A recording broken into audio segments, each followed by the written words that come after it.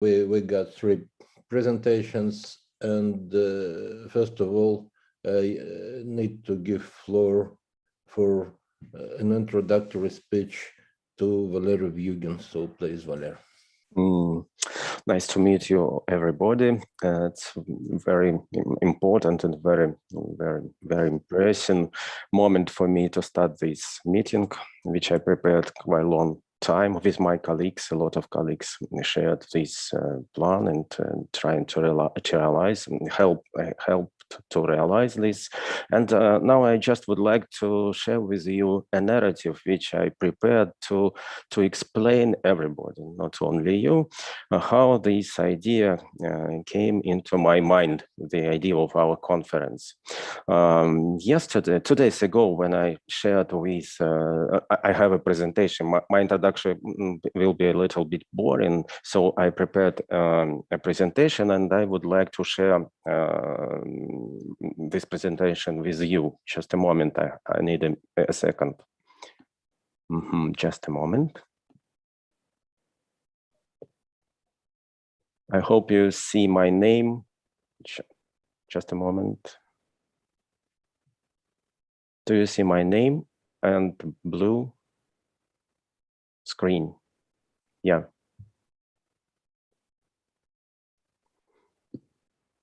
Can you see, Sasha, can you see? Yeah. Okay. Right. Okay, I continue. 2 days ago, when I shared with the colleagues of my voice that I didn't know how to begin the introduction, Arkadiusz Levitsky recommended me the following. Maybe you have to say, as in American movies, I will tell the truth, the whole truth, and nothing but the truth. So I will start with a confession. I have to confess that it has so happened that until recently, until the collapse of the USSR, I was not very familiar with Moscow. I used to travel to other directions. That is why several years ago, my first visit to a famous Moscow's department store at the Red Square, GUM, Государственный универсальный магазин в Москве, Main Universal Store, produced a cultural shock to me. I was not too impressed by Alexander Pomerantsev's design of the building, erected in the Russian style in the end of the 19th century, nor by numerous luxurious and extremely expensive, at least for me, boutiques. I was astonished by recently opened the restaurant named in the Soviet tradition Stolовая number 57. When I came into that Stolовая, my first thought was, were in the USSR something similar and achievable for people, the USSR never would collapse. I saw a Soviet gastronomic utopia, which was depicted in a legendary Soviet book, the Book of Tasty and Healthy Food. Now, in 2010s, this utopia was realized. Everything in Stolовая reminded me of the Soviet gastronomic past, with one exception. Unlike the past, everything was immaculate, delicious, not too costly, and the main point is I was not dreaming. Here it is.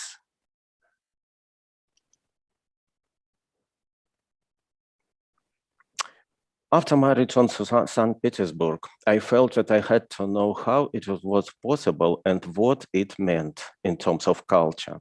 Soon I initiated a research project, Soviet Culture Today, form of cultural recycling in Russian art and aesthetic of the everyday life, on which we are working now with 9 of my colleagues.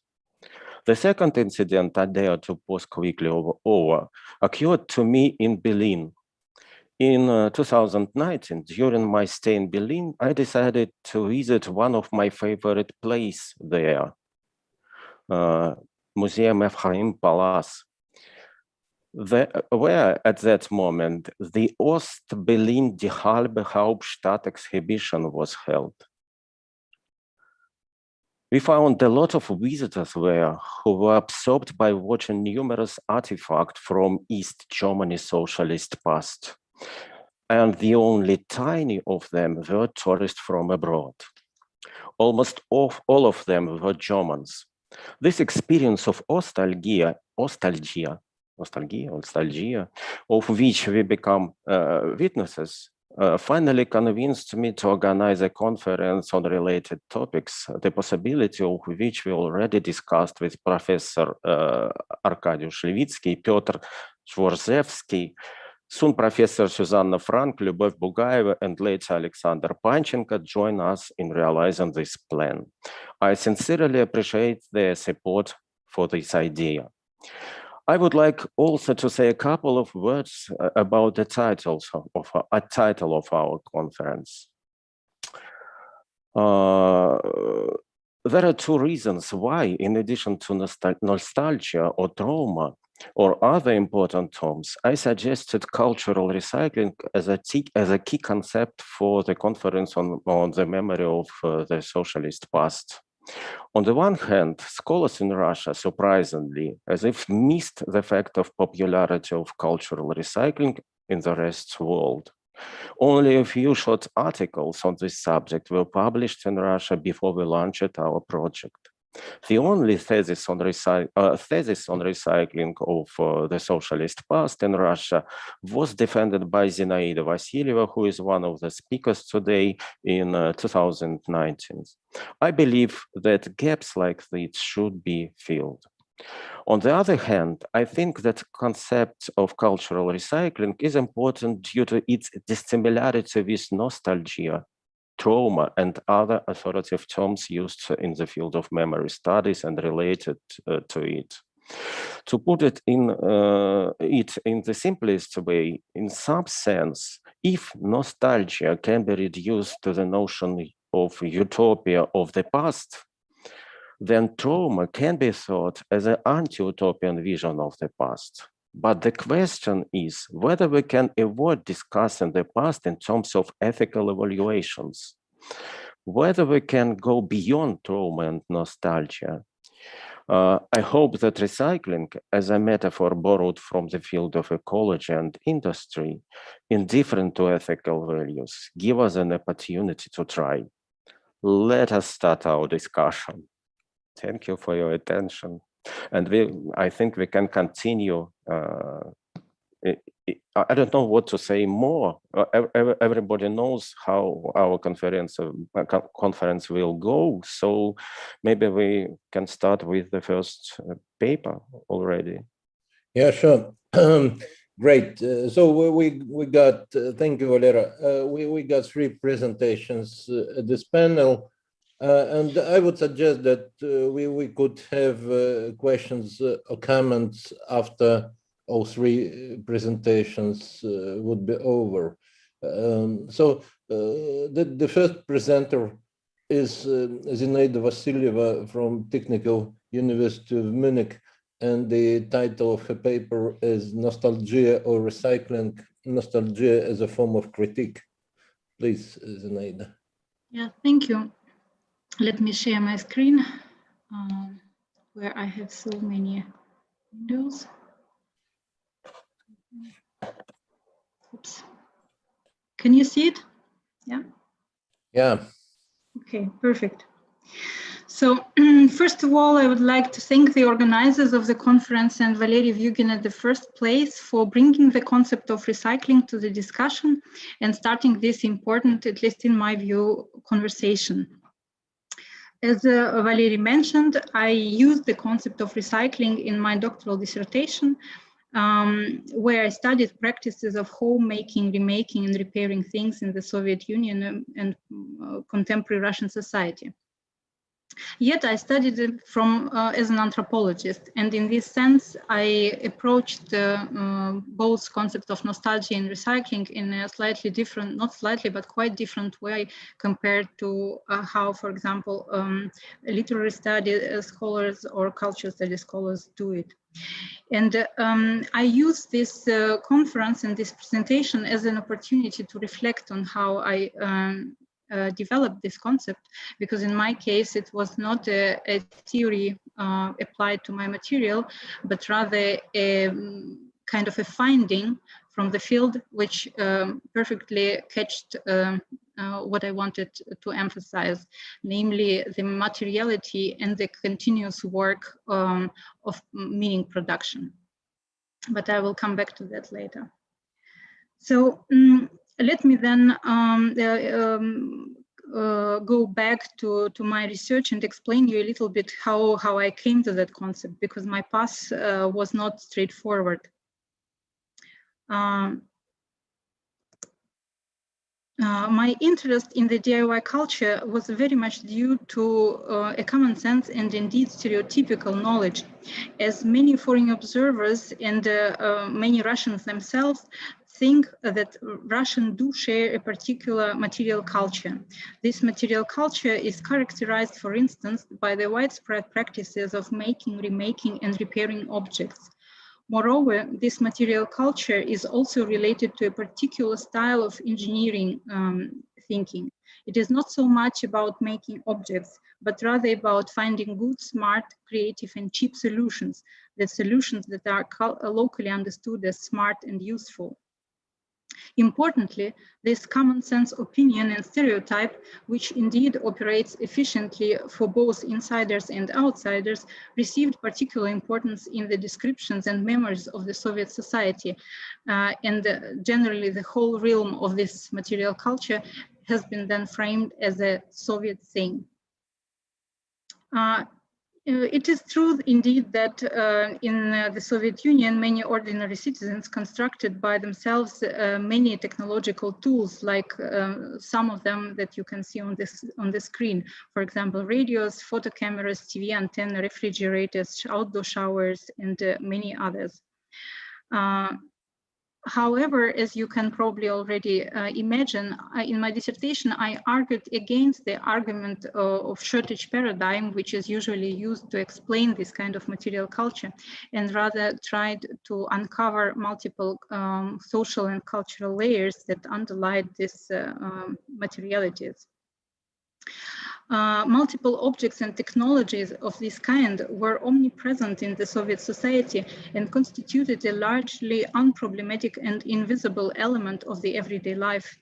Moreover, the official Soviet educational discourse promoted manual skills and practices of self-made as a right approach to education, which valorized and praised human labor on the one hand and technological progress on the other hand.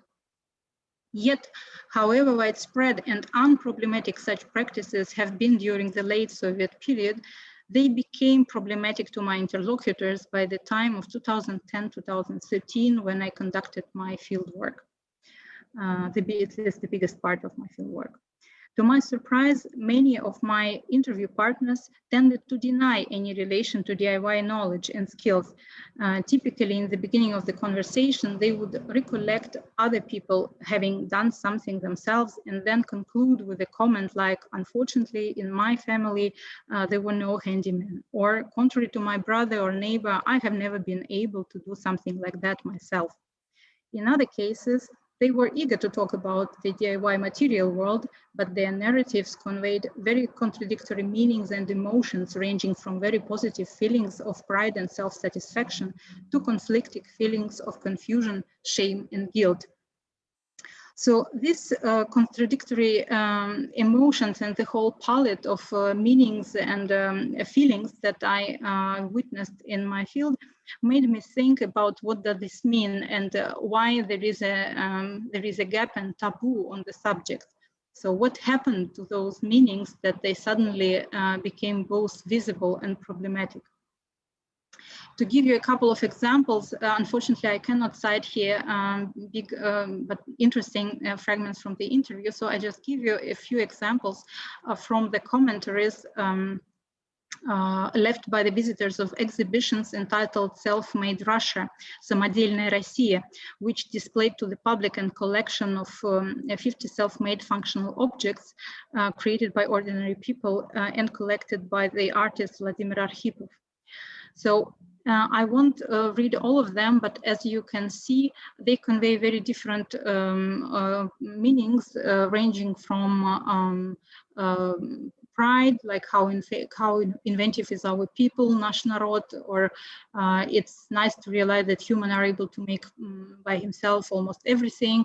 And on the other hand, the negative things like, in fact, it has been forgotten how gray the shortages were, and so on and so forth. So what is, because I have a lot of materials of this kind expressed in commentaries like this, in the long interviews, long narratives, also in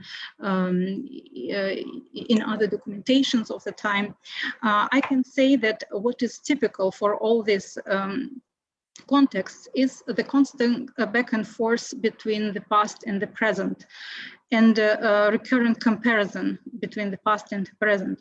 And this is exactly what was, let's say, my first critique of the concept of nostalgia, and why the concept of nostalgia doesn't help me to understand what's going on here. Another thing which is common for many of these concepts is the emotionality. Indeed, the DIY culture is emotional, and people express both positive and negative feeling with a lot of power and involvement. Finally, what is also typical for this context that probably we don't really see in this specific context, but in other, is the reference to multiple times. So it's not only the Soviet past, it might be also the generic Russian past. It can be the myth of Levsha, or a Russian handyman, Umelets. And also the reference to the present and to the futures.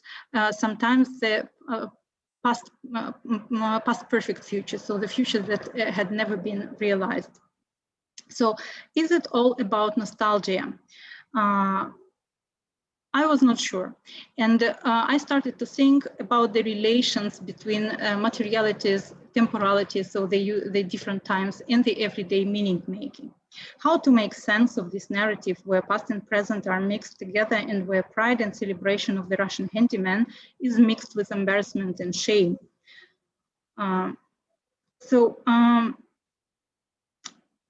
First, looking to the studies of nostalgia, I realized that much of the studies on memory about the Soviet past, not only about nostalgia, but including them, focus on the mobilization of the Soviet symbols in contemporary Russian politics, and on the commodification of the Soviet aesthetics and materialities in the realms of consumption and popular culture.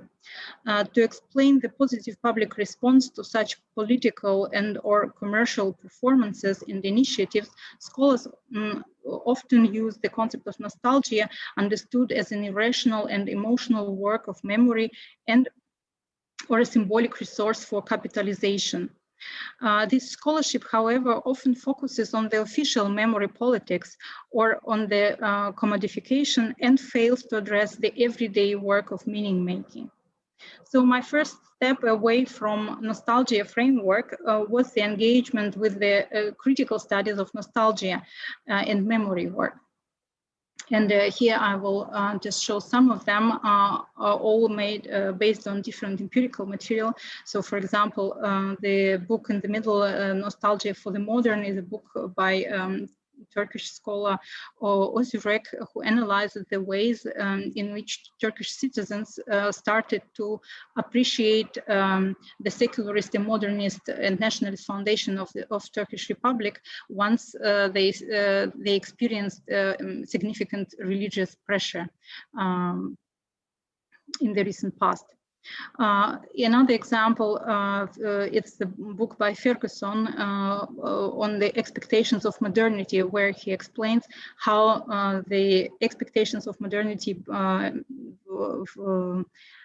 expressed and experienced by the urban population of Zambian copper belt. It's a region of copper production, have been frozen and remained unfulfilled once the industry has been closed.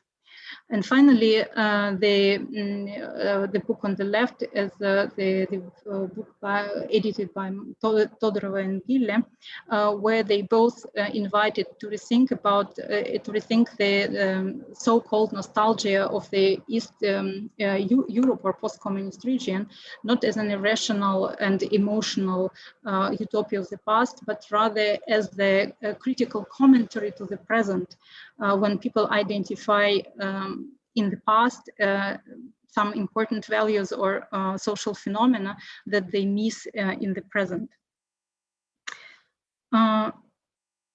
So they pointed that these expressions that some often called to be nostalgic rather refer to disappointment, social exhaustion, economic recategorization, generational fatigue, and quest for dignity. And I think that these studies that are quite numerous already for the Eastern Europe, unfortunately, still has not been used for Russian and post-Soviet region broadly understood, or very little. And I think there are reasons for that, and there are things to think and to reconsider why it is this way. So these considerations made me to shift my attention from the past to the present, and made me think about what actually the time which is discussed here, and what is the time that produced the shift and problematized both the past and the present. Indeed, the context of the 2000s, the time when I started my fieldwork, my subjects were in the midst of their subjective work of recycling. So this is how I come to the concept of recycling of the past. This was a time when new realities penetrated everyday life so deeply that everyone, whatever their political preference, knew that returning time back was impossible. At the same time, this was a period of disappointment for many, as reforms brought not so much freedom and democracy, but rather hardship and drastic economic inequality. Even those of my interlocutors who apparently benefited from these shifts, such as, for example, some of my interlocutors who are dentists or accountants, so on, asked themselves how much they had gained or lost because of the changes. In other words, this was a period during which people who grew up in the Soviet Union and stayed in post-Soviet Russia, as opposed to a significant number of professionals of their age who emigrated, had to make sense of their new identities and situate themselves not only spatially in the immediacy of everyday life, but also historically. Moreover, this work of recycling happened very much in the decoration of material objects inherited from the past, from ever-functioning all-Soviet refrigerator ZIL to stamp collections that contain side-by-side stamps with images of arts and stamps with Lenin's portrait on them, for example. And in each case, one had to decide to keep them or to throw them away.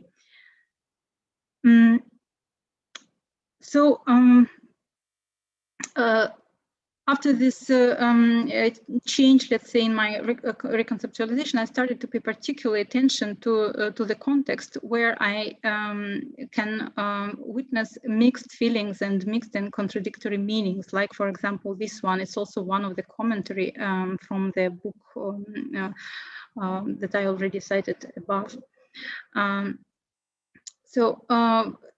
It starts as a typical so-called nostalgic expression. So the exhibition has stirred up many memories. It was so important.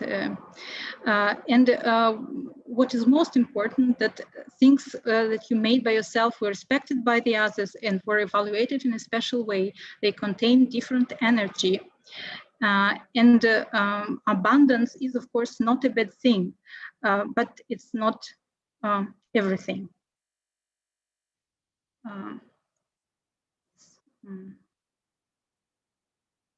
Yeah. A similar kind of nostalgia and criticism comes up in the interview when individuals speak of how gifts, for example, including self-made gifts, lost their value in the present. like in this one. Before it was easy to make gifts whenever you offer, people were happy. This is not the case anymore. Even kids don't offer self-made things to each other. It is considered like if you saved on the gift. In the post-Soviet consumption society, self-made objects became marginalized. The exchange value has been reduced to the price and they look cheap. The main problem is, however, not the change in the economic value as such, but rather in the transformation of moral meanings attached to a particular material object. As Zhanna Borisovna wrote, so the previous commentator, things made by yourself were respected by the others and were evaluated and loved in a special way. One who presented a self-made gift offered more than an object. He or she offered a part of his personality incorporated in the labor invested in the production of the thing. This human dimension of the material thing prevailed and in a way compensated for the commodity dimension of the material good. So my final example comes from a narrative by an artist because I just wanted to show that it's not specific to, that I really witness it across different social strata and in very different contexts.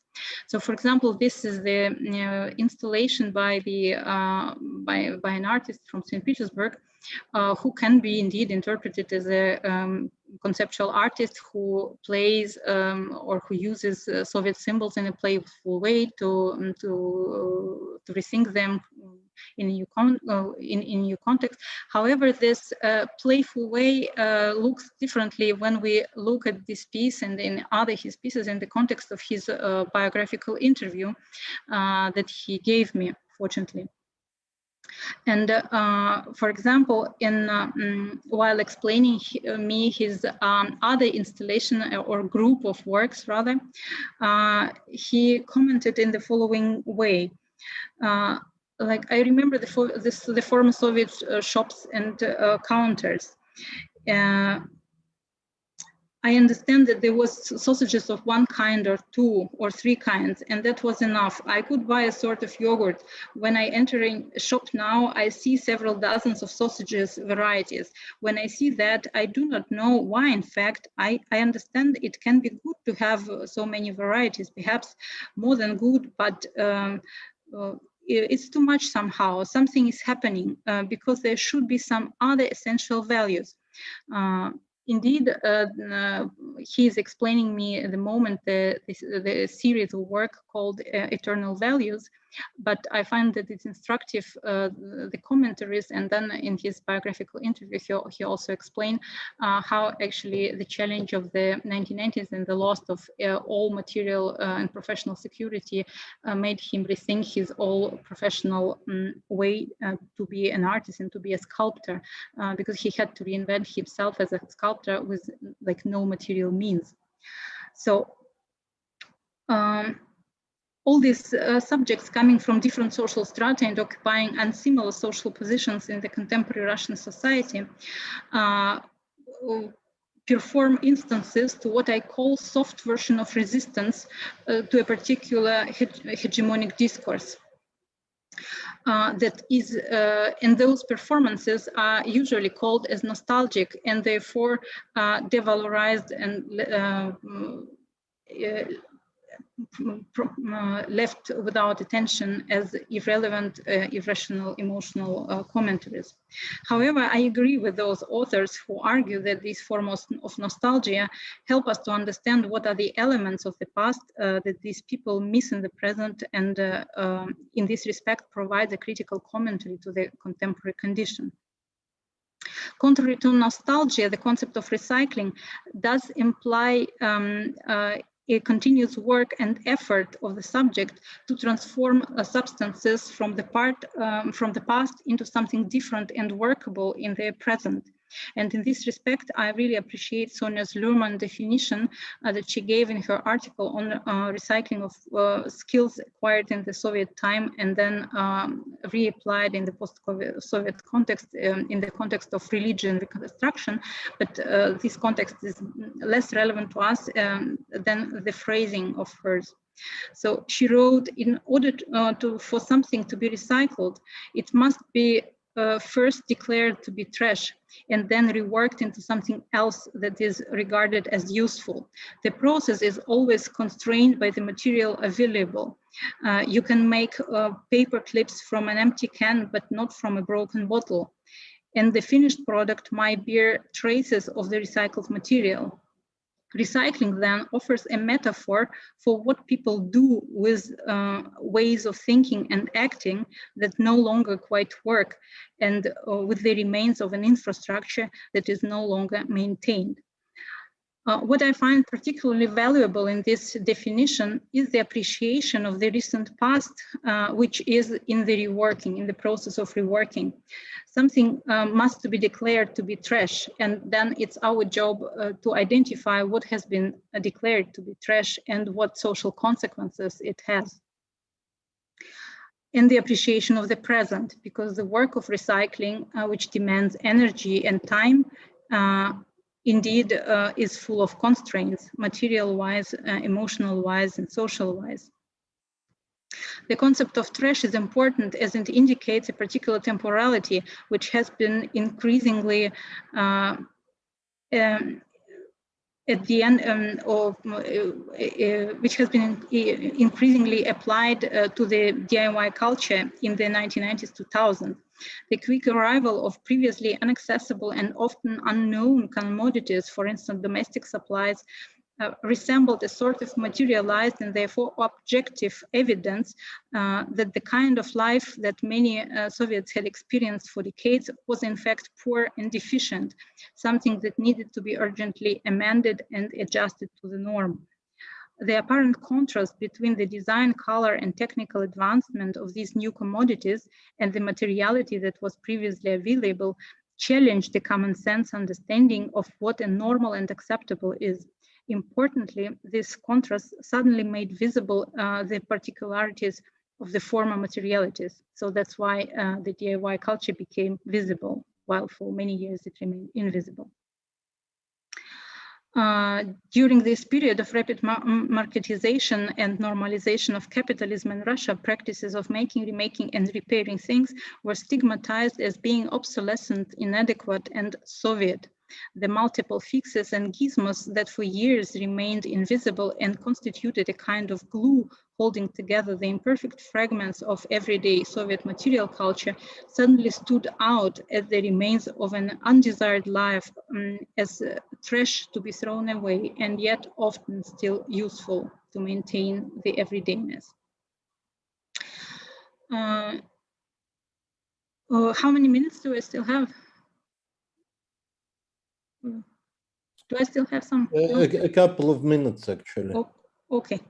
Well, then I conclude. The message that I try to convey here is that while addressing contemporary cultural phenomena, like films, advertisement, or mass consumption goods, like all kinds of cultural products that can be interpreted as nostalgic or recycled, we need to take seriously the political economic apparatus that bring these cultural phenomena about. We have no deficit in the works analyzing top-level official politics. However, we have very few studies inquiring into the assemblages of capital, power, and contemporary media institutions. The so-called nostalgic moods that are easily observable and indeed well sellable are not so much expressions of clear political affiliations, but rather expressions of disappointment and unfulfilled promises of modernity. When some of my colleagues repeat the wild 1990s is a poor construct of the official propaganda, they fail, I think, to recognize the everyday experience of thousands, if not millions of people who brought about the political change at the end of the 1980s and very soon lost more than received. I find it ironic that regardless detailed ethnographies of the socioeconomic crisis that was underway in Russia in the 1990s, 2000s, and that foreign anthropologists well documented, Russian scholars up until now tend to ignore this literature.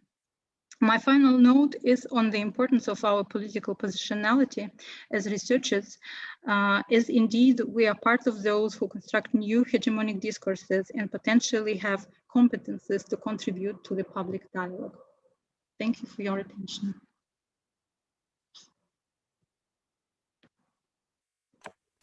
Thank you, Zinaida. And once again, I suggest that we will have questions and comments for all presenters in the end of our session.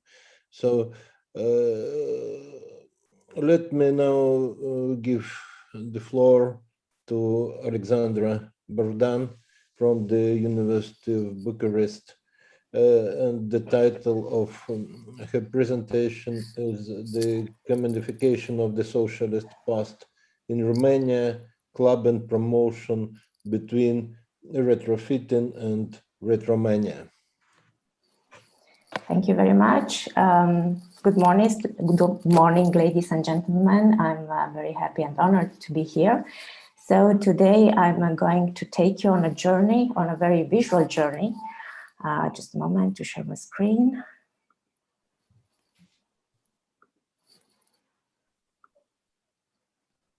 Okay, can you please tell me if it's okay? You can see? Okay, the first slide. Okay. So first of all, to start with a bit of context, and I'll go back about 10 years. So starting with 2010, there was a very interesting trend in the newfound social media, medium of promotion, that is mainly Facebook, of course.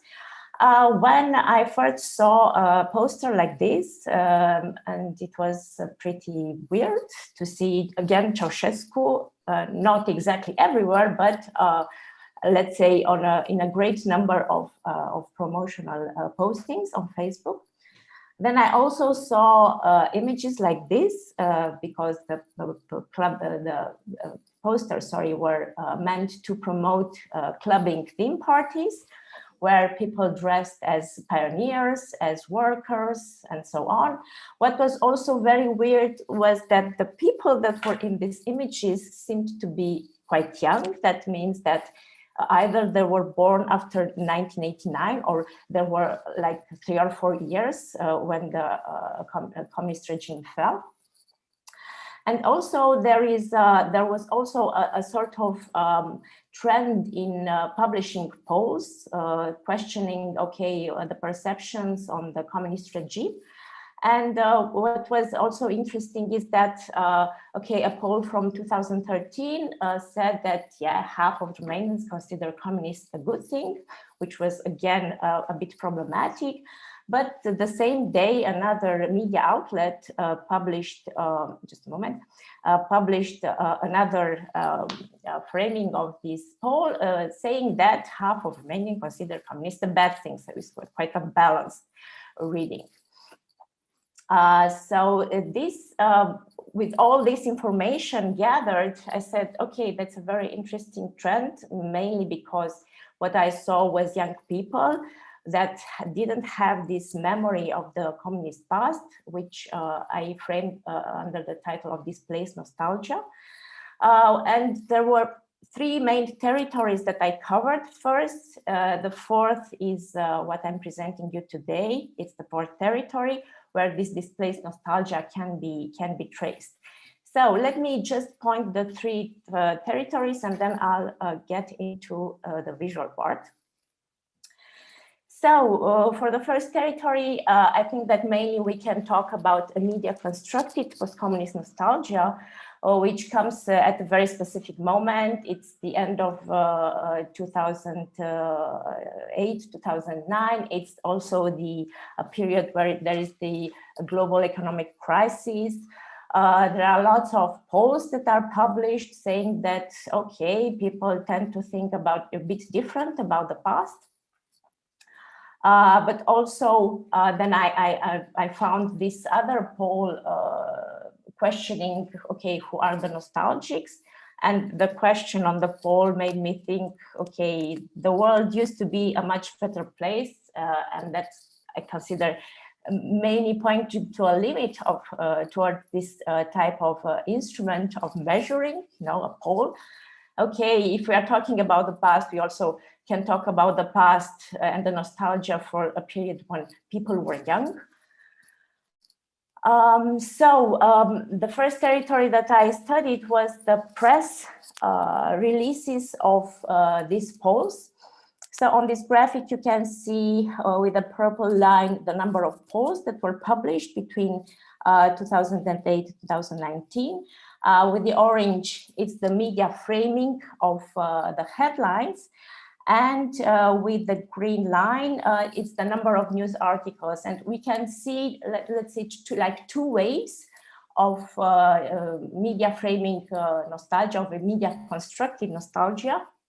The main one is in 2010. The next one, there's a larger number of articles published, yet the media framing as a nostalgia, Romania's nostalgic for the communist past, it's not so powerful. Okay, so this also made me think, yeah, there is a trend there. There are some competing discourses on the past. What was also problematic and remain a problem was that a 2010 poll and the research found that people that were born after 1989 had positive views about the past, but also related to the framing of the news. We can see that this is also a kind of, how do we frame things? How does the media frame things? How is this post-communist nostalgia constructed? So the next move was to see a bit, the people born after 1989 cannot possibly be nostalgic for a period that they did not live, but there are concepts that can fill this gap, and it's, okay, imagine nostalgia from Abadurai or displaced nostalgia from Wilson and Markel. So I moved a bit on to see, for the youngsters, what does this mean? So I took the displaced nostalgia concept and the instrument that Markel and Wilson used in 1996 to see an unframed poll. Yeah, so this unframed poll had just one question: if with the time machine, if you could go back in time, where would you go with this time machine, in the past, in the present, or in the future?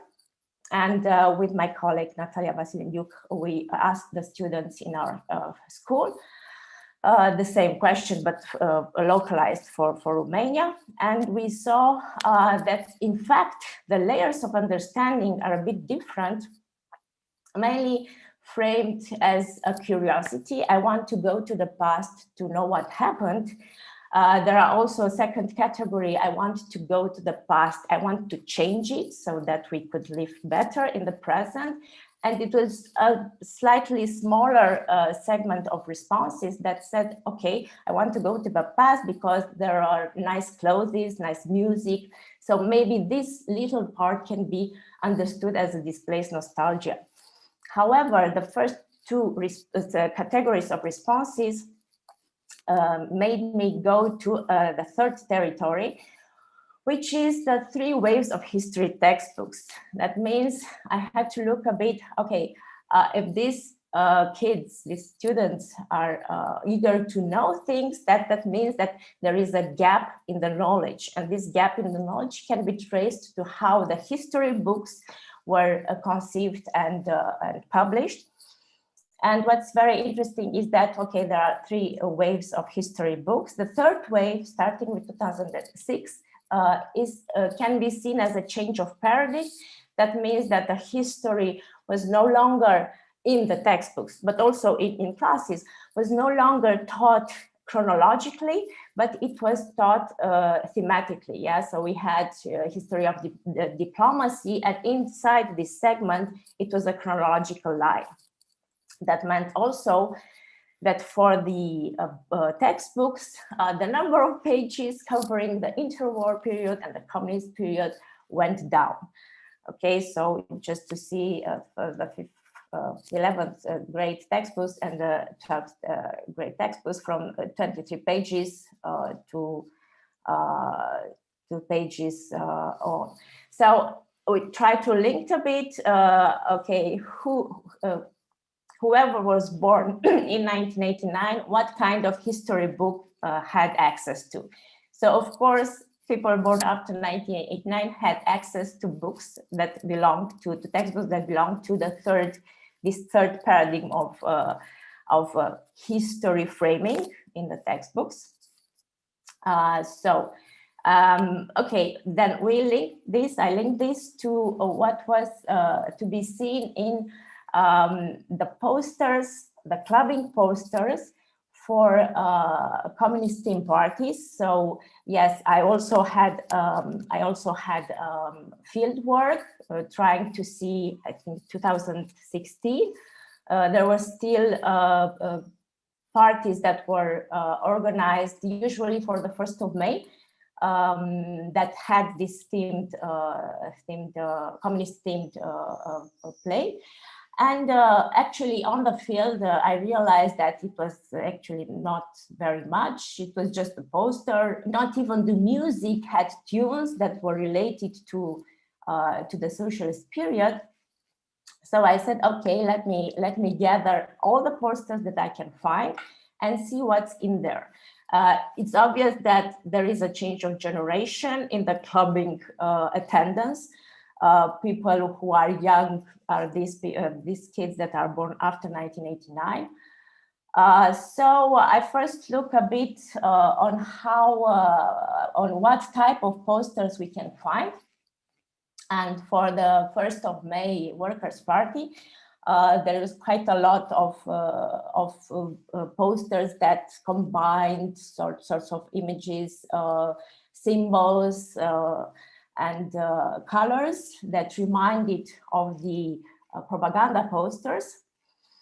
And then I looked a bit also from the point of view of how this trend evolved. Again, 2010 is a peak, is a wave that goes a bit down, and 2015, it's a bit like the last, let's say, wave, which is quite powerful. Then 2016, there's a drop down, and I asked myself why, and I tried to see what was going on in 2016. Well, the fact is that in 2016, the 1st of May was in the same day with the Easter. So people were, of course, more concerned with the Easter and spending time with the families and going to the church and not attending communist team parties. So this sudden drop explains also that all this hype on the communist team parties and the communist team promotion is actually more of a marketing tool that after 2016 no longer was employed. But I also wanted to see from the point of view of production. So this is also a bit on the side of, okay, how were the things recycled? And we can see, I can see 3 types of production, of visual production. There are 3 types of recycling things. The main category, the first category is like the genuine, where from a point of view of artistic production, it's a limited intervention of the image. It's most of, let's say, on the desktop publishing side. That means I can just put some logos over there and the text, but not change very much. Then there is the mixed category, which is more in the editing side, where, let's say, there are there's a collage of objects. They are photoshopped, they are reworked with also newer things. And the third category, what I call is the false category, where everything is done from scratch, where is illustration, where there is interpretation, where there are colors, psychedelic colors, Tertius with the purple hair. So there is no more, let's say, no more respect for the original. Okay. And in terms of number, it's very clear that the genuine the number of genuine is very small, and the main fall into the mixed and false category. And this is also to be seen a bit like a sort of recycling that it's made without an effective, let's say, link to what was before, to the symbols. Also, there is a rework in a sense of humor, in a sense of not exactly mockery, but irony. And it also can be linked to this generational change of young people that are interested in the past, but yet they are not, they do not have this effective link with what happened before 1989. Okay, so this was my presentation. Thank you very much. Okay. Thank you very much. Yeah, just a moment to see how I am going to get out of sharing screen. Oh yeah, I found it. Stop share. Yes. Great. Thank you very much. Right. And we got one more presentation in this panel by Claudia Smola, but is she here? I don't know whether she joined us or not. So, Claudia, are you here? She was here. She was here. What's she? What's she? She's not here right now, as I can see. I believe she's not here right now. Yeah. Right. So perhaps she would join us later, but now just we at any rate we got plenty of time for questions and comments. So you can lift up your hands or just ask your questions or use the chat here in Zoom to do that, but the floor is open for questions and comments, please.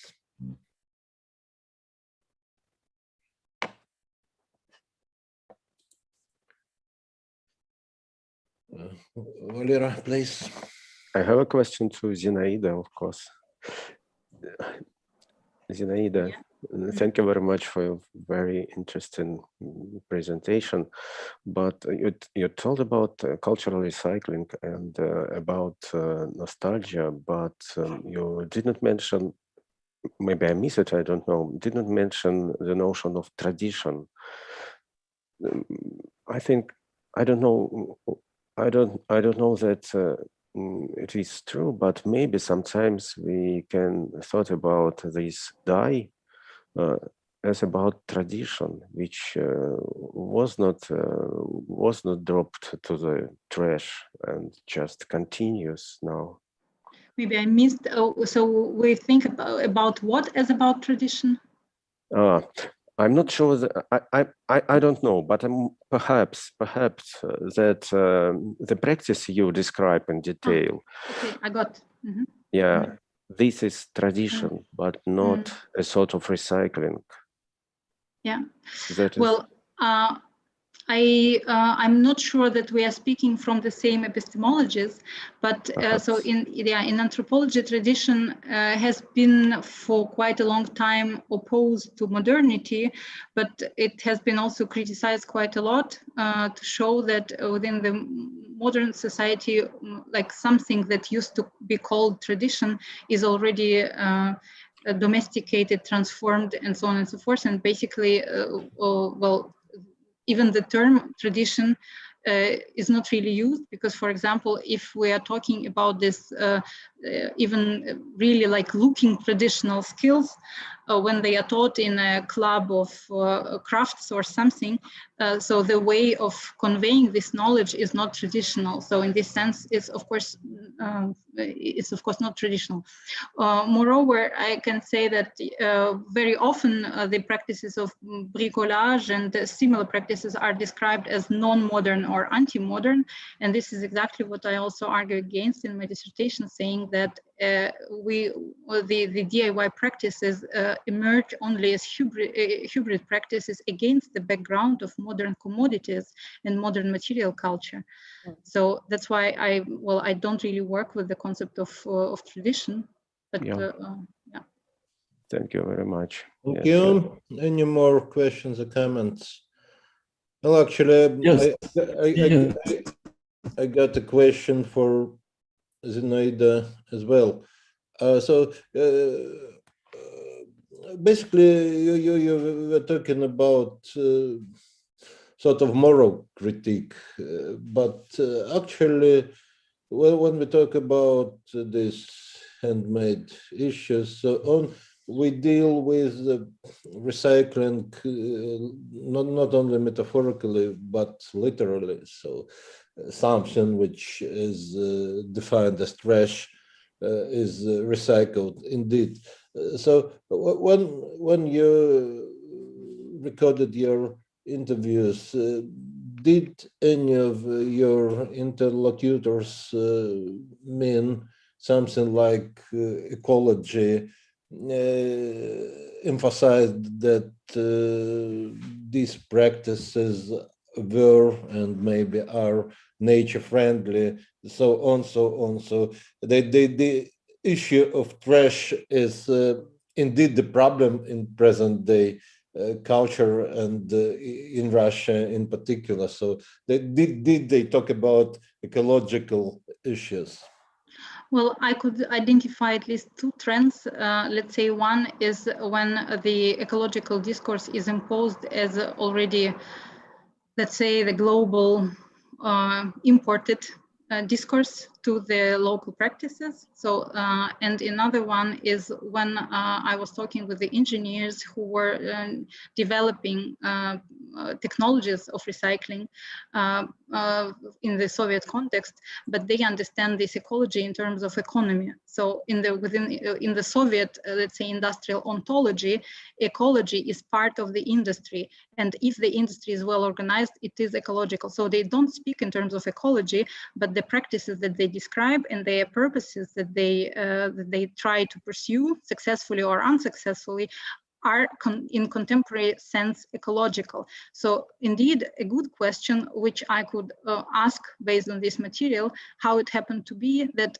today we separated ecology and economy and made ecology kind of, on the one hand, sellable separately, and on the other hand, manageable, because we can incorporate ecology by introducing some ecological criteria in the economic cycle without really making the industry green. And this is what happens like everywhere when the airports buy ecological green certificates and demonstrate their greenness without actually being green.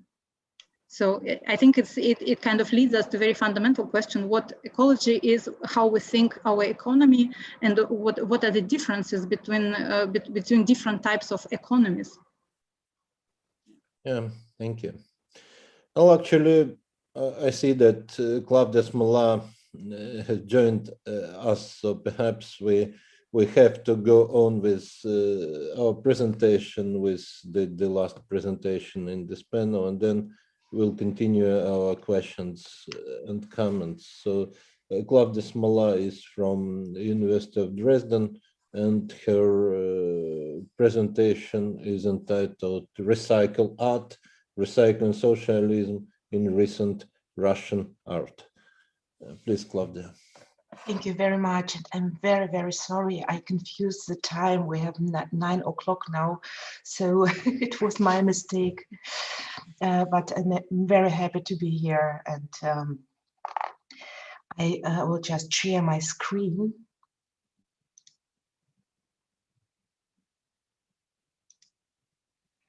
Okay. Could you please tell me or provide me a sign if it is okay, if you can see the screen? Yeah, that's all right. Thank you.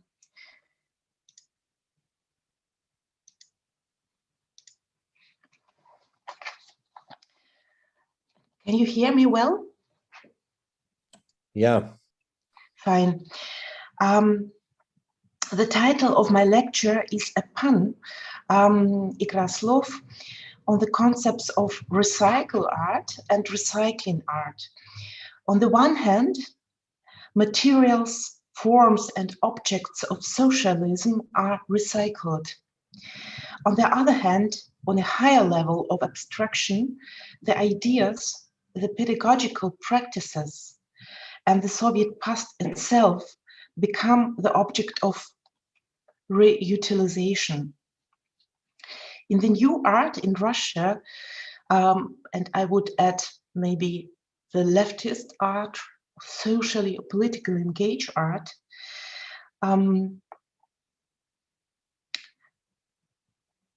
socialist educational and cultural practices are incorporated and at the same time reinterpreted in line with the possible social impact.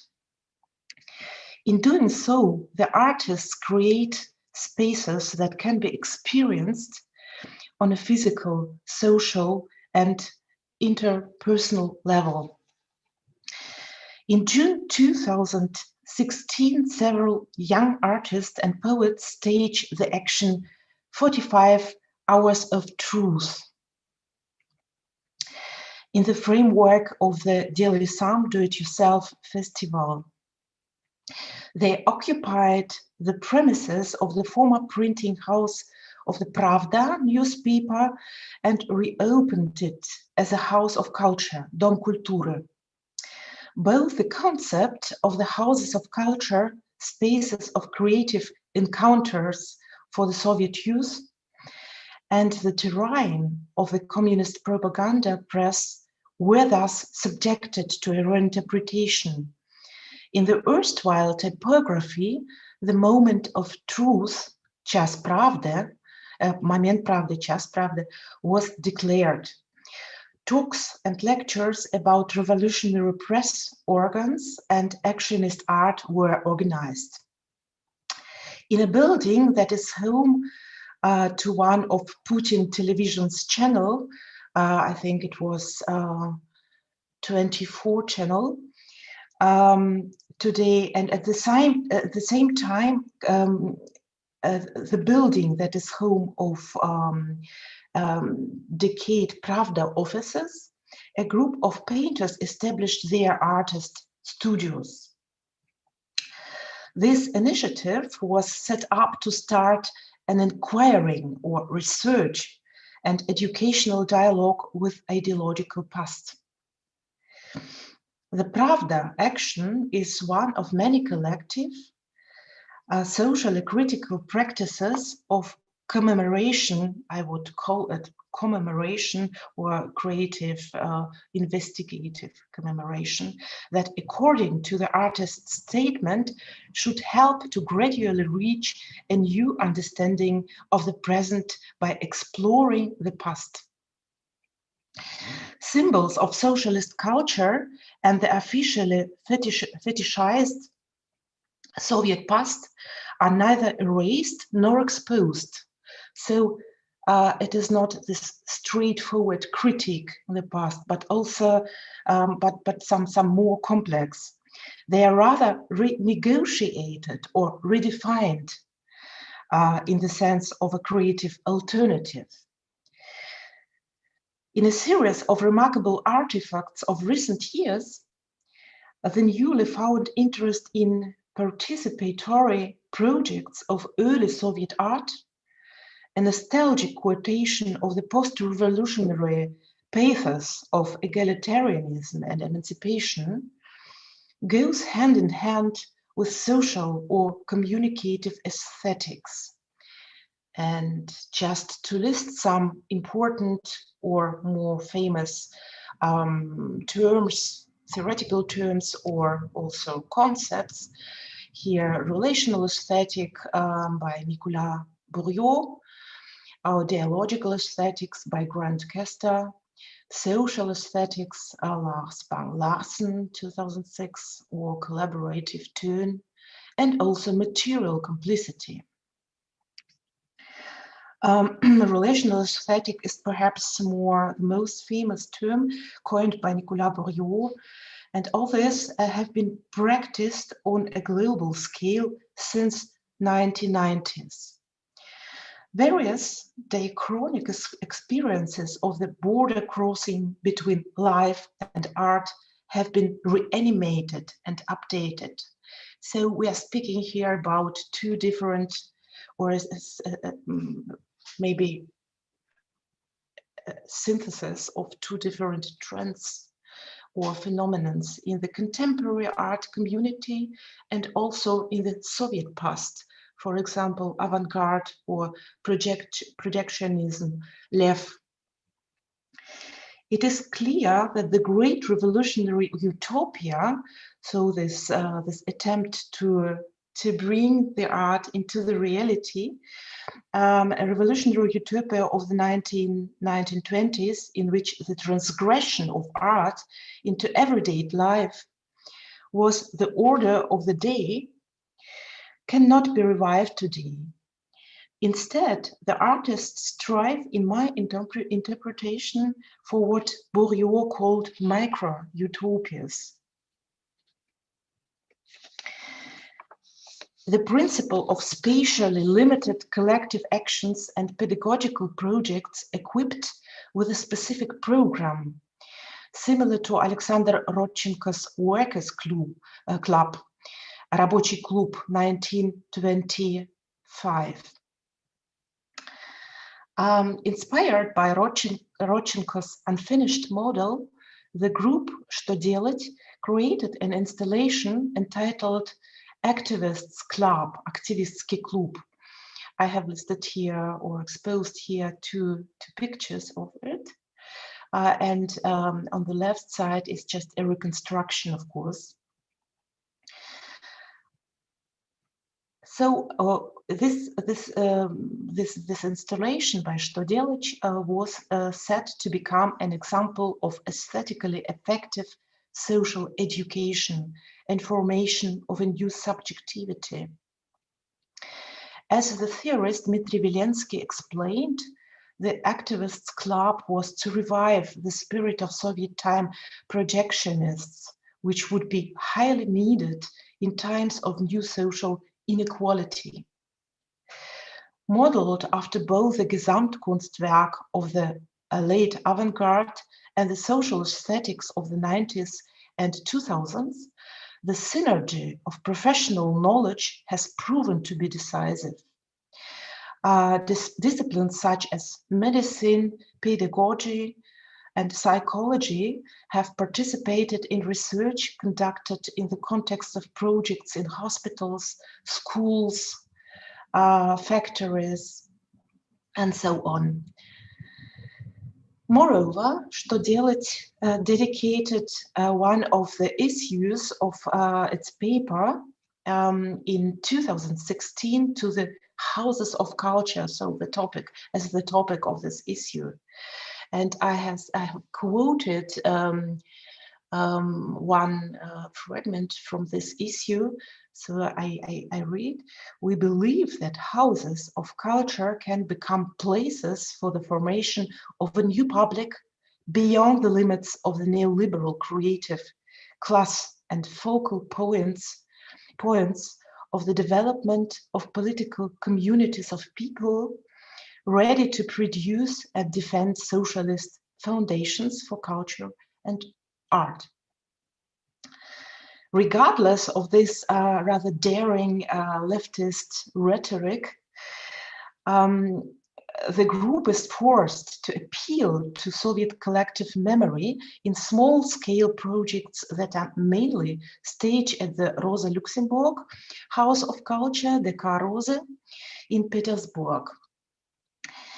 It is symptomatic for the partial institutionalization of the left-wing culture that the Garage Museum, for example, but also Strelka Institute, picked up on this action in 2016 and has started the project Советские дома культуры, Soviet houses of culture.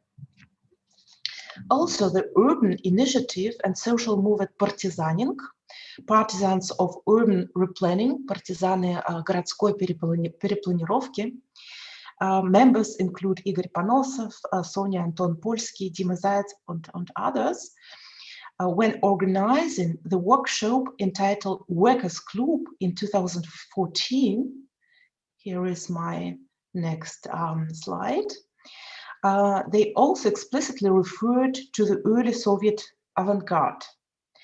And I read, the club is to unite the knowledge of experts, theorists of urban research with that of non-professionals, active inhabitants of the city. The urban action is aimed at the elaboration of a new type of relations, not less and not more, a new type of relations. Each group has its tutor, the mentor. The tutor becomes a participant who, at eye level with the others, sets the agenda and looks for the answer to the questions asked. So as can be deduced from this self-characteristic of the partisaning members, their topics are urban environment, homeless people, street art, and places of encounter. In its manifesto, the group calls to destroy the boundaries between art and everyday life, and to use the language of art as a tool to challenge and change their daily reality, from do-it-yourself urban repair to struggling for new forms of state representations. The objective is nothing other than to reform, or the reformation of the existing state through the consistent formation of alternative mini-spaces in the spirit of the early Soviet Levый front искусств. Accordingly, the artists do not seek freedom of expression in protest actions, so in the spirit of Pavel Pavlensky and the group Война, but rather in a useful, pedagogically effective action. And I draw, or I would like to express this, the role of tutors, mentors. That is an exact quotation in my eyes, an exact quotation from this early Soviet organization in working clubs, for example, and in culture and in houses of culture as well. My next example is the ZIP group, Группа ZIP, members of Eldar Ganeev, Evgeny Renkevich, Vasily Stepan Subotin, and others, founded in 2009. ZIP organizes art events as well as long-term dynamic initiatives of networking. Here is the next slide. Preferably without the help of institutions and managers, they work with places, decayed or derelict buildings and their inhabitants. ZIP works with texts, old materials, and trash objects. And here we have this recycle art.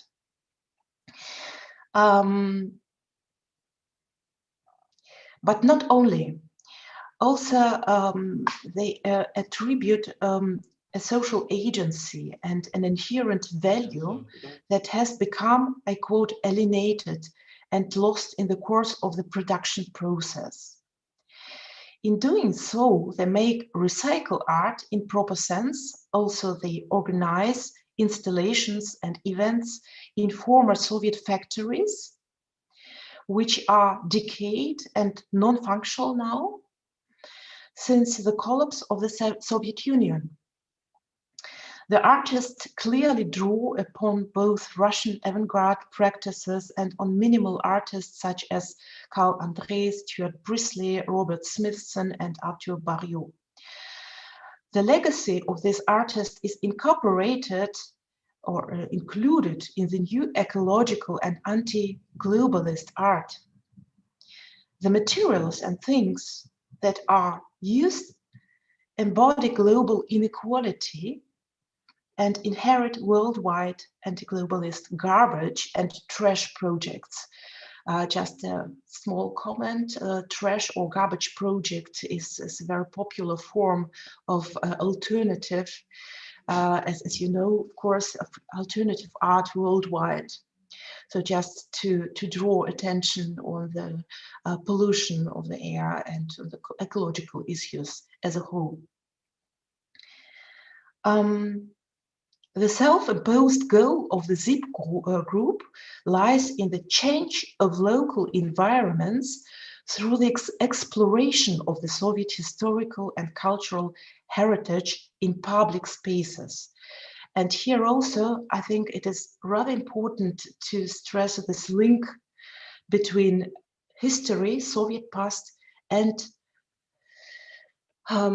this eager to reform the environment, so to say. My last point is the issue of institutions. Meanwhile, left-wing art critical of the regime does not only organize itself. As a result of the mainstreaming of international trends and the hybrid politics of culture in Russia, it has found specific, often well-established niches of public at biennials, biennale, разного рода, cultural festivals and museums both in Russia and abroad, as well as in the context of well-funded projects. Among the domestic institutions, the Garage Museum and the Strelka Institute in Moscow deserve to be mentioned here, which facilitate and connect alternative cultural projects and thus have become important networking actors.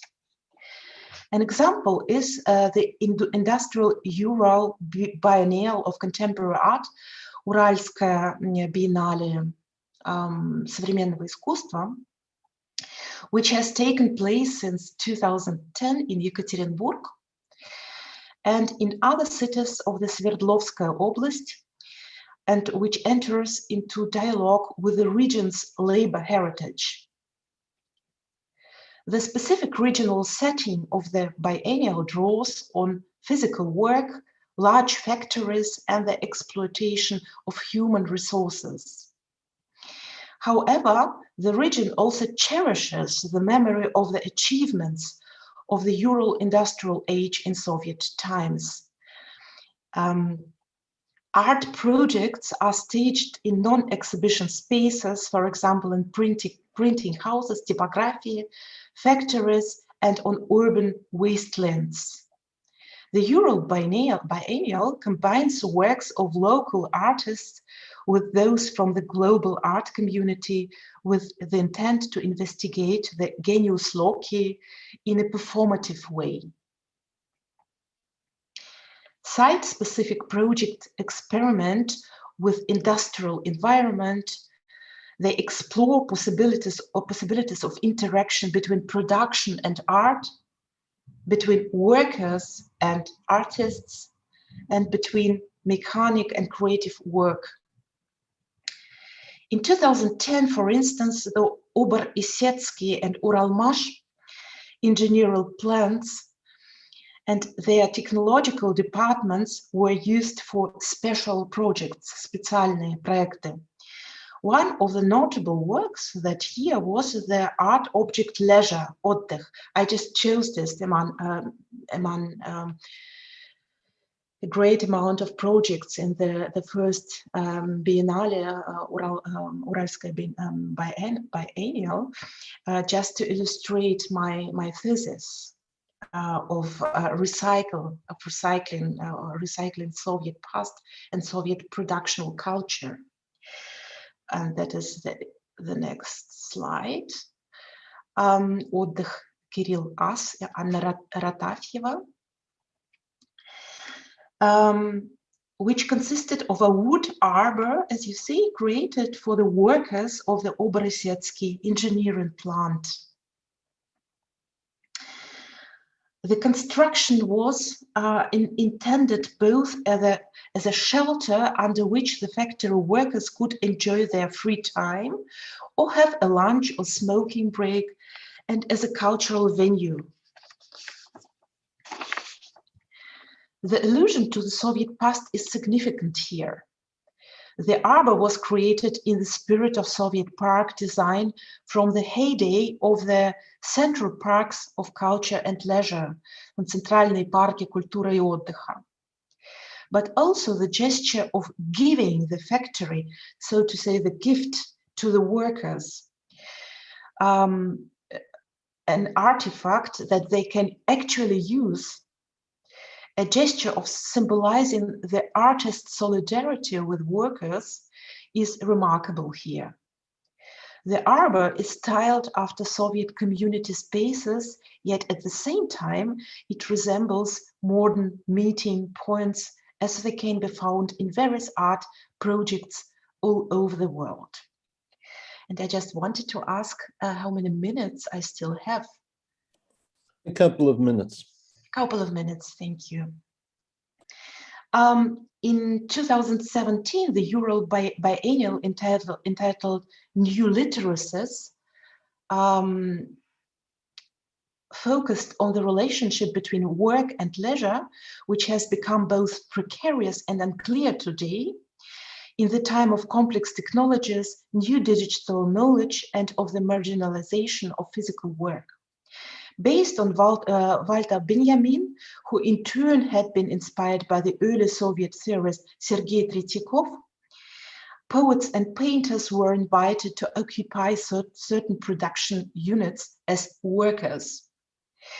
Thus, the biennial yet again became an example of contemporary socially engaged culture, investigating the role of the intellectual as the proletarian of the post-Fordist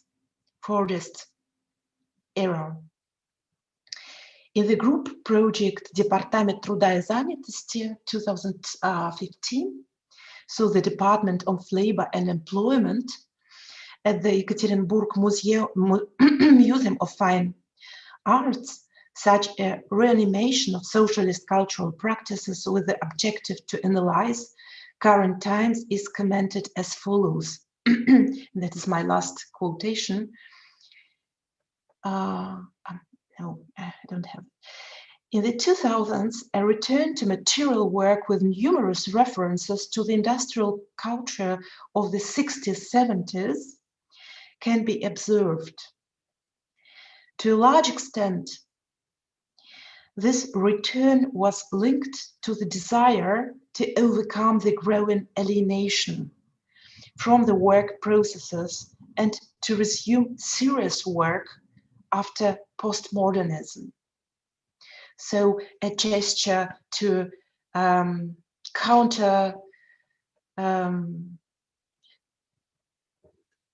this growing alienation of neoliberalism or postmodernism in their words. So then my last one, Art Recycles Soviet Past. In my paper, I have provided several examples of how today's socially and politically engaged art recycles the Soviet past. Its materials, settings, and also ideas and slogans. The problem I'm engaged with in this paper, and that could be the subject of further research, is how recent art interprets the great utopia of communist social projects and how it adapts it to the present with the intention of creating small utopias or micro-utopias by a term by Bourdieu. Are these projects to be seen as interventions that, in line with Deleuze and Guattari, micropolitics, try to change reality? Are they a kind of nostalgia, a kind of retrotopia, as Zygmunt Bauman coined it, a backward-looking vision of equality and justice which is inscribed in the international art mainstream? So that are my questions, and thank you really very much for your attention. Thank you very much. Should I delete my screen? Yes, please. Yes, okay. If you Okay. can do that. So we still got plenty of time, about half an hour for questions or comments. So the floor is open and you are welcome to ask. If I Valentina, may. Yes, hello everyone, greetings from Ukraine. I have a questions regarding our theoretical approaches, and I'm addressing questions primarily to Zinaida and Alexandra.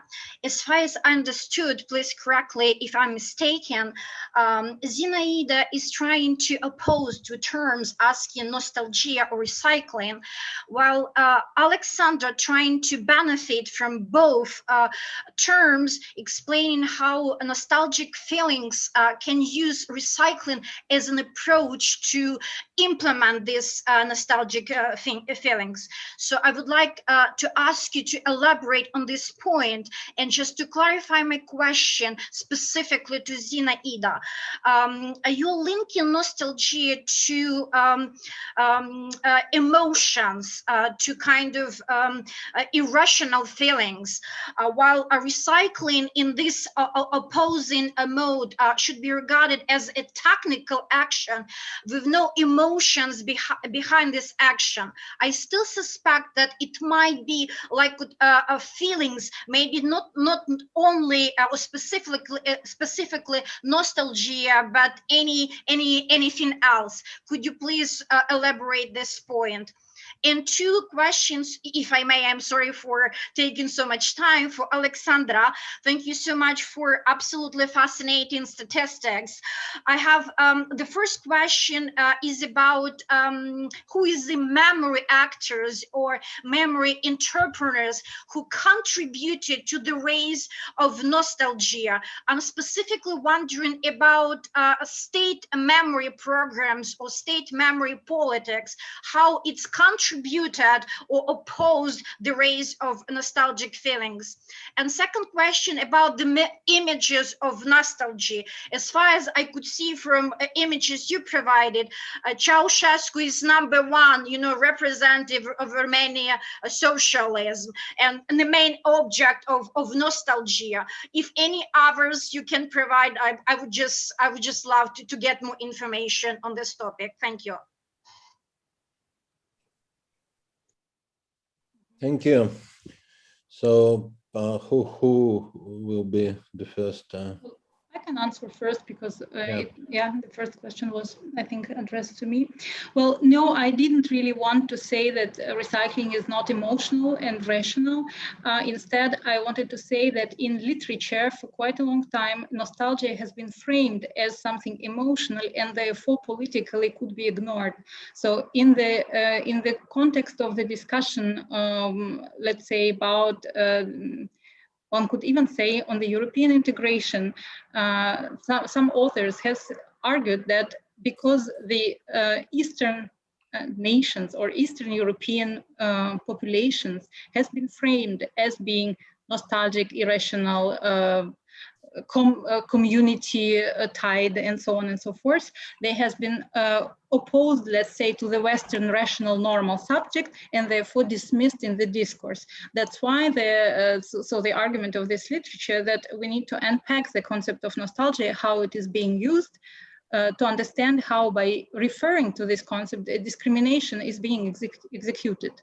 So in drawing from this literature, if I would use the concept of nostalgia, I would use it only critically and speaking about the nostalgia for the future rather than about the nostalgia for the past. Yeah, and the value of the concept of recycling, I see in the emphasis on materiality, which in my case is important on the one hand, and in the emphasis on the continuous work and continuous effort in the everyday politics, and everyday communication, which might be also not very visible, especially if there is no interest to notice it. However, it is present, and if we are looking for a potential to create any kind of solidarities in our society, I think we need to look for them there, more or less. So this was my argument. Thank you, Alexandra. Yeah. Thank you very much for your questions. So I'll start with the first one. I'll also take it a bit chronologically to actually to point out that coming to terms with the past was a pretty difficult process in Romania. So right after 1989, it was like a tabula rasa. Nobody wanted to talk about it. It was like it never existed.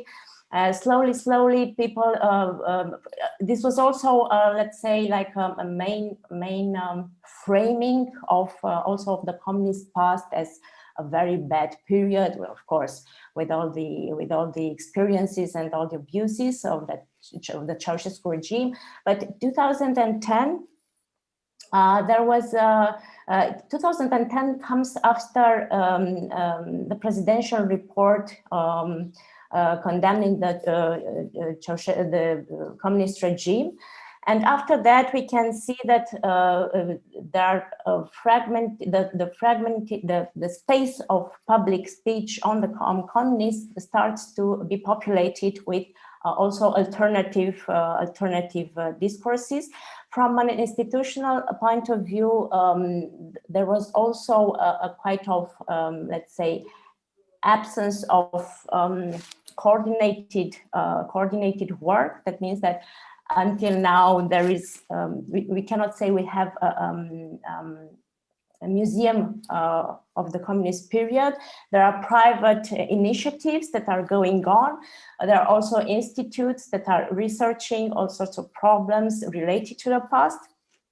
So after 2010, let's say that the public discourse started to be more dynamic in terms of, we can talk now about the communist past without passion and without, let's say, a negative stance. For the second question, actually Ceausescu is not exactly very present in all these 118 corpus of images. He has some portraits, he has some posters, but the main symbols that appear are the coat of arms, is the coat of arms of Romania, which is recycled and reworked. Also, there is the flag, the Romanian flag, and also the communist symbols, the symbols of the Communist Party that are also worked. So actually, Ceausescu is not quite present. He has a limited space. Can I take the floor just to ask Zinaida a question, because I raised my hand, if I'm with my micro open? Okay, so thank you very much, Zinaida, for your presentation. I wondered if, considering this material culture of DIY object and also of recycled objects, I remember that also in a field work related to the material culture, there was quite, in Romania, but I understood, and I'm referring here to Alexei Yurchak's Imaginary West, there is also quite an interesting segment of, in the past, of recycled objects that came from Western countries that were valued and, you know, kept. And can you also, I believe that there is no more interest in keeping this kind of objects, but in the past they were also, let's say, valued and kept. So, well, this is my question. If you can also think with on this direction of questioning. Yeah, of course. So, of course, for example, Romanian furniture or German shoes or, I don't know, Belgian underwear operated as quasi brands during the Soviet time, right? And a lot of scholarship actually has written about it. And so this is something which is called the imagined West. And this is something which has been analyzed as the domestication of the West and the familiarization of the West. Of course, these are ready-made objects. So they, if you like to elaborate on the relation between the DIY culture and these objects, I can say that, for example, they have been collected, and we can think to some extent of the collection of stamps or, I don't know, tops of the bottles and so on and so forth as a form, not really of DIY, but as a form of this kind of modern practice of learning about commodities and appropriating them domestically. So, oh, yeah. It could be analyzed in that way, but in my work, obviously, I'm interested not in the objects that have received most attention in literature, right?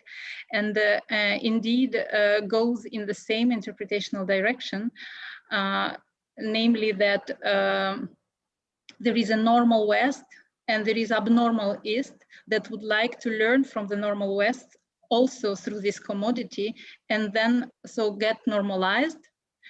And then as soon as those commodities are available, then suddenly, so after a quick rush, there is a realization that maybe the commodities are nice, but they are also expensive, and we cannot actually buy them and we cannot enjoy them. And then it's again the question, what do they actually bring us except of plastic trash, because for quite a long time we didn't have any plastic.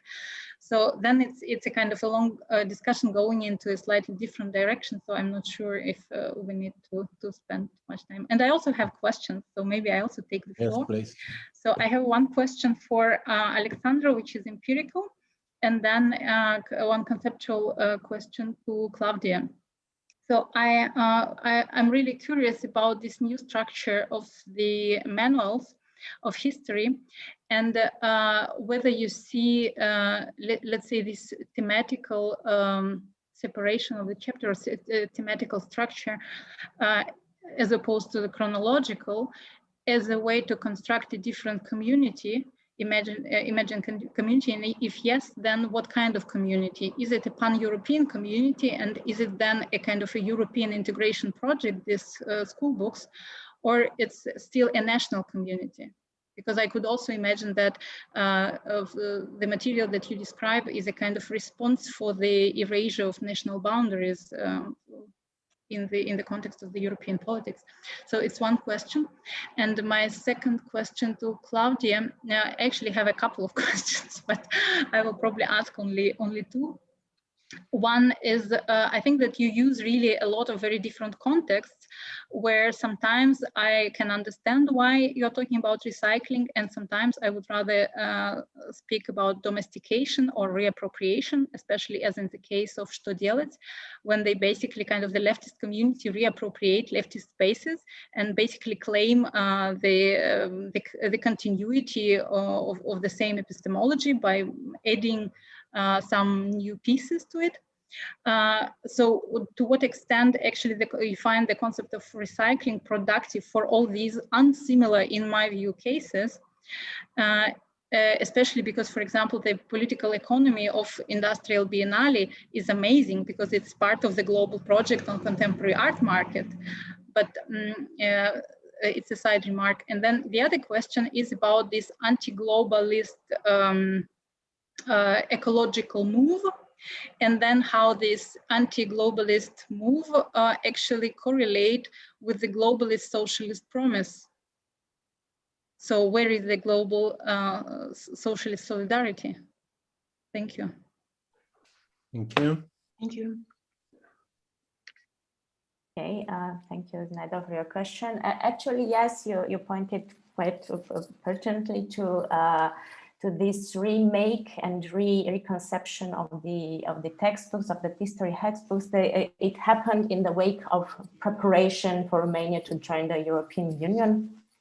So it was this let's say, more federative view of Europe, of the territory, and actually this reflected also in the organization of the textbooks. I talked to a few history teachers who told me that they were, actually it was quite difficult for them because they were not exactly prepared to take this new approach, because for a long time history was taught chronologically, and from now on, okay, we're going to take it on pieces. So, well, this was this was the context. Okay, I think I can respond the question by Zinaida. Well, thank you very much. The first question is very important. I'm not sure we can draw a clear line between such phenomena as recycling, reappropriation, reproduction, and so on, if we are speaking about art and not about mass culture.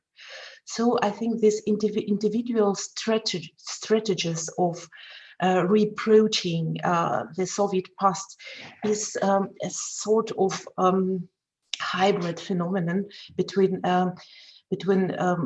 recycling ideas, recycling settings, recycling materials of Soviet past, for example, the factories or the paper materials or doska почета and so on, and between this creative reinterpretation or something like this. And I tried to collect or to choose the projects that are, in my eyes, rather similar in using this heritage of Soviet ideological past. And I think it is interesting, what makes them interesting and special is this ambivalence. It is a sort of nostalgia for the sense of togetherness, this bridge of longing, so to say, to the past. And between this critical, original, and creative sort of treatment of the past as art or art materials. But maybe you can contradict me and explain what you meant when you said these quite different projects. Maybe you can comment on it, and I will be happy to incorporate your argument into my work. And the second one, well, it's very simple. Anti-globalist. I think it is what the project's intent is this support for global ecological movements. So anti-globalist is in the sense anti-neoliberal, anti-industrial, and so on. So it is an issue or a topic which concerns Russian ecological problems, but also worldwide. For example, they expose their projects and exhibitions also abroad, together with artists from Venezuela or USA, and maybe it's a brief answer to your question. Thank you. Any more questions or comments? Natalia, please.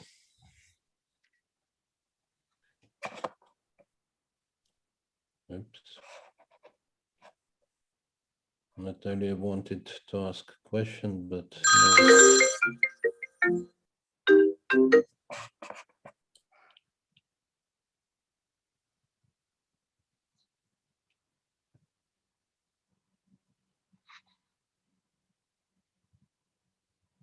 Sorry. Natalia, are you here? Oh, for some reason, Natalia cannot join us. Any more questions or comments? Arkadiusz, please. And then, if I may, thank you for very interesting speeches. I've got some questions to Alexandra, but I think it's more general questions, because I wonder, because you shown us a very interesting survey with some very interesting results. When I see this survey, I wonder why in Italy was so many people with the high nostalgic attitude to reality. And I remember that probably Italy is one of the oldest society in Europe. So I think about this problem in some maybe different way, because I wonder what is the link between the personal attitude to the past and this social, when we talk about sociological point of view about nostalgia of the past. So I don't know why in, for example, oldest society, we've got so many, I pretended that I know why, because when I think about the past, about 80s or 90s, it was great time. I was young, there was no pain on my back and so on. So maybe it's the why reason. Of course, it's a joke, but in some way, when we think about the past, we think about the time where we are young. And the second problem, because in other questionnaire, you've got answer that some students was a hippie culture fan and he want to live in 60s because he want to be the hippies. But the second problem, especially in Eastern countries, because we, our generation, think about this decades, sometimes in a way because we remember the films, the music from these times, but I think that our students, our children sometimes, think about these times in the way of American way of life.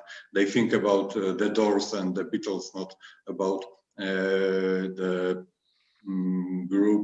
music groups they probably didn't know that exist in our countries. So it's the second problem, how globalization impact or the social memory about the past.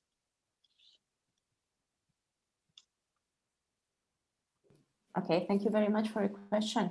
Actually, yeah, it's quite fascinating because well, with my research, I quite tend to cover also the present, but also the past, what happened, and well, let's say the popular culture, how the popular culture was mediated globally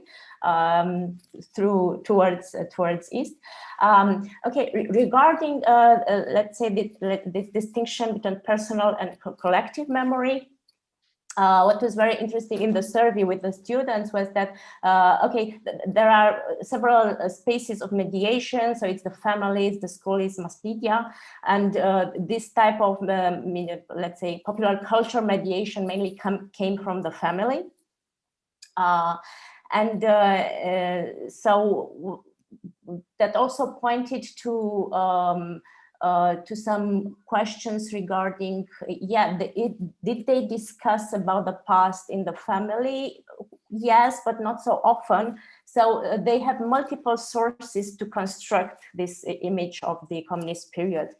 Also, I'm going a bit back in time in terms of globalization, and when you were saying that so these references from the American culture, pop culture, what I'm finding, but this is a quite different story, but I'm finding more and more, even in the closed site of Ceausescu's dictatorial regime, that is very interesting. There is a mediation that comes from state actors, such as the record company, but also the radio and the television, which was very limited as range, but there was still mediating the Western culture through local appropriation, mostly covers. If I'm referring to music, I found quite a huge amount of covers of Western songs sang in Romania, adapted, reworked, but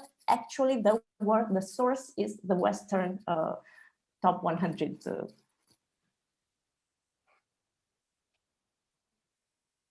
I hope I answered your question. Thanks. Thank you very much. And now the question from Hans. Yes. Good evening. I'm in California, so for me it's actually like 0.5 hours in the morning. Thank you for 3 really interesting presentations. Zinaida, I have a question for you. I'm really fascinated by your links between nostalgia and recycling. And you mentioned the term bricolage. And what has always struck me is the question whether recycling, especially in the old Soviet context, was not always also very pragmatically driven out in an economy of scarcity, right? That necessitated a sort of a creativeness and inventiveness. You used the term bricolage, and I think exactly that's what it is, as a driving factor towards ways of recycling, which are also innovative, which are creative in and of themselves. And if things are not there, you invent them, you make them yourself. And I find this a very interesting thing. For Alexandra, a question, the question of nostalgia. You pursued a very accurate timeline, and so that brings up the question of generations, right? When something changes, when something happens, when it gets taught differently in different textbooks.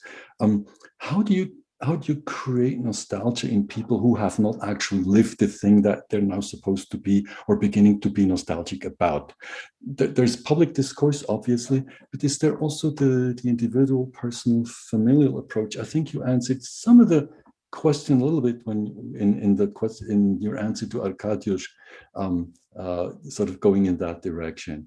And for Claudia, I'm really interested in the links, sort of the precursors of the arts movement movements that you talk about.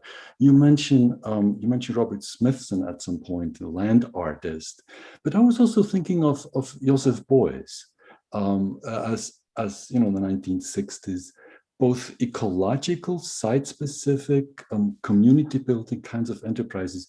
You didn't mention him, but I wonder if he comes anywhere into your sort of broader project. Thank you all very much for these presentations. Thank you. Thank you for your question. Well, yes, yes, and yes, but. So let's start with yes, of course, the context of shortage played a role. And I mean, it's that obvious that it's the only thing that scholars so far managed to notice. So in my dissertation, I try to show that it's not limited to that. So it's there, but it's not limited to that. And it probably wouldn't work that way if there was no that extended infrastructure of popular technical knowledge established in place. If special courses would not have not been introduced in schools, if there was no that much propaganda of how good it is to do something by yourself at home and generally to be self-reliable, able to do things by yourself, also on the very basic everyday level, like to serve yourself, to be able to dress yourself, and so on and so forth, and going as far as innovate in your enterprise where you work, in your workplace. So what I'm trying to show in my dissertation, that it's the specificity of the Soviet modern project in this respect is that it managed at the same time to be in line with the progressive thinking and to put science and technology at the heart of its imagination, and at the same time to incorporate low and slow technology and make them part of this imagination.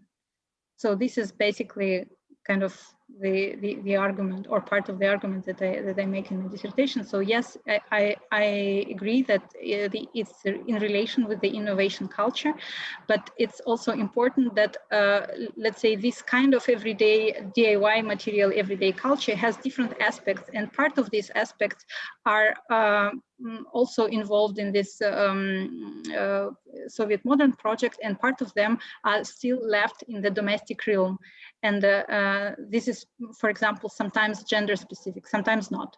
But let's say female labor remain much more in the traditional field of house, and in this sense, doesn't become modern, or not always. It depends whether you use tools or whether you don't use tools, and so on and so forth. But to some extent, yes, indeed, it is incorporated into the imaginary of modernity and innovation culture. Thank you. Alexandra? Thank you. Thank you very much for a question. Yes, I'd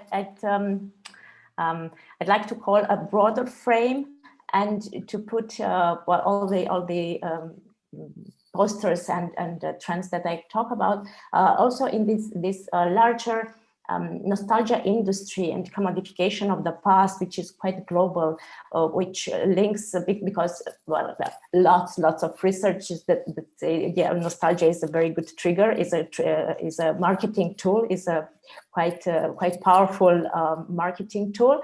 So because I was talking about these parties, yeah, there were also not only communist theme parties, but also like nostalgia pop parties, and everything now nowadays it tends to be more like depoliticized. No more reference to the past, to Ceausescu, to communists, but it's like, okay, let's make some parties, nostalgia parties, and bring bands from the 80s and the 90s and a party like in old times. So I see it as a more like global phenomenon. So, but I saw it also in France, also huge discotheque concerts that are quite present figure in the leisure landscape. Thank you. Well, I would like to, yes, I'd like to answer you a very important question. Thank you very much. Joseph Beuys is, in my eyes, one of the most important precursors of this leftist art or social art. When we think about the social sculpture by Joseph Beuys and this concept of communicative installations and communications with the public, with the objective to create a new sort of participation of people in artworks. So, and sometimes they even call Joseph Beuys as their precursor. But I'm thinking also about other artists, as for example, Pragma Kunst in Germany, or Wochenklausur, or Workers' Art Coalition in New York. So it is I would say it is there were rather not much, but several important names and group collectives from the 60s, 70s in Europe, USA, and not only Lev and Russian avant-garde or Dadaismos, for example, Dadaism. It will be a chapter in my book about about international influences or international interrelations between, or precursors, as you say. So thank you very much for this question. It's really important, not only this minimalists, but also this great movement of leftist European art was the source, or is the source of these projects. Thank you. And we also got a short comment from Thomas Meyer, and that's perhaps the last comment in this session. So Thomas, yes, please. Thank you very much. Thank you for your talks. I just thought maybe I could briefly offer something on Hans's question about how nostalgia works for people who are actually not in a situation that they could have experienced the time in the first place. Maybe it would be good to think of it sort of in terms of, or sort of analogously to a concept that Marion Hirsch, I think, brought forth in the field of trauma studies, where she speaks of secondhand trauma.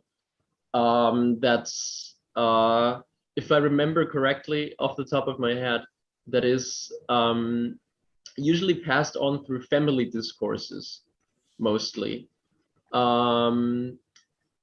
By simply reiterating the traumatic event in mostly family homes, again and again, Hirsch argues that this discursive trauma takes on a similar impact on the younger individual,